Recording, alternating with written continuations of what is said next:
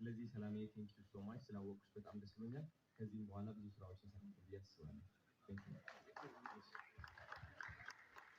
አንድ ትንሽ የዘነጋሁት ነገር ቢኖር ያው እንዳልኳችሁ ደስተኛ የሆነ ሰው በተለይ እንደዚህ አይነት ሰፋ ያለ ስጦታ የተጎበኘ ሰው ይናገራል ብላችሁ ስለማትገምቱ ያንን ሀሳብ ትንሽ ቻሌንጅ ላይ ነው የምናገር ያለሁት።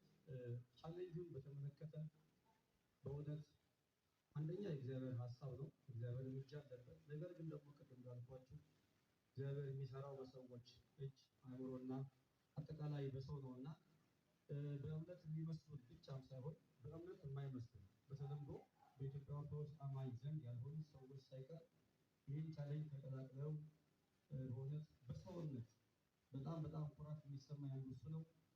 ለወንድማችን ለዮርዳኖስ ይገባዋል ብለው አቶቻቸውን፣ ስልኮቻቸውን፣ ጊዜያቸውንና መላ ነገራቸውን ሰውተው ቻሌንጅ ላይ ተሳትፎ ያደረጉት በእምነት ለሚመስሉ ለማይመስሉ ሁሉ እጅግ ክብር አለኝ።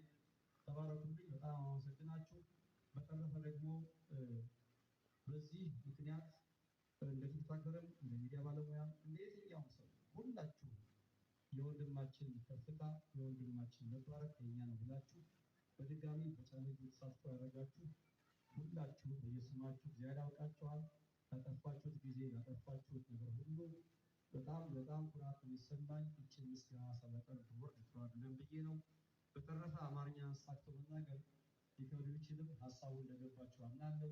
ይህን ምሽት ለእኛ ያደረገ እግዚአብሔር የጊዜ ባለቤት የዘመን ባለቤት ስሙ የተመሰገነ ይሁን። አሁንም የበጎ ሰዎች ልብን ያስብዛልን።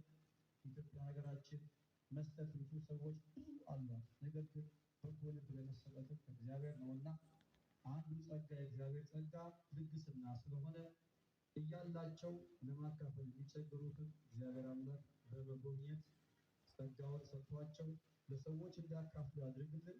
አሁን ግን እያካፈላችሁ በጎ ልብ ያላችሁ ደግሞ እግዚአብሔር አምላክ አብዝቶ ከመስጠት አያጥፋችሁ። በአብነት በኩልም ለተጎበኘው ጤንነት እግዚአብሔር አምላክ ስሙ የተመሰገነ። በድጋሚ በጎ ሰዎችን በኢትዮጵያ ላይ ያብዛልን። መድኃኔዓለም ምድር ይባርክልን። ስለ ምሽቱ ደስተኛ ነኝ በጣም። እስኪ እባካችሁ አምላካችን በደንብ አመስግኑ።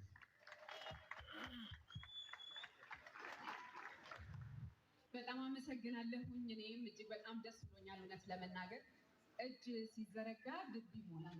በመስጠት ውስጥ ያለ ደስታ ቀላል ነገር አይደለም እና ሲሰጠን ሳይሆን የምንደሰተው ሰጪው የሚኖረው ደስታ ደግሞ ከሁሉም ነገር የላቀ ነውና እውነት ለሰላምዬ በጣም እድለኞች ናችሁ።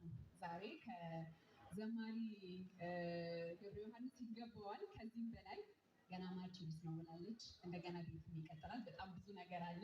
እግዚአብሔር እውነት ይሄ ቅንነታችሁን አይቶ የልባችሁን መሻት ይፈጽምላችሁ ማለት እንፈልጋለን እና ቁልፉን እንኳን በእጁ ይዟል። አሁን ደግሞ መኪናው ውስጥ ገብቶ ቁጭ ሲል ማየት እንፈልጋለን እና እባካችሁ ወደዛው እንሂድ።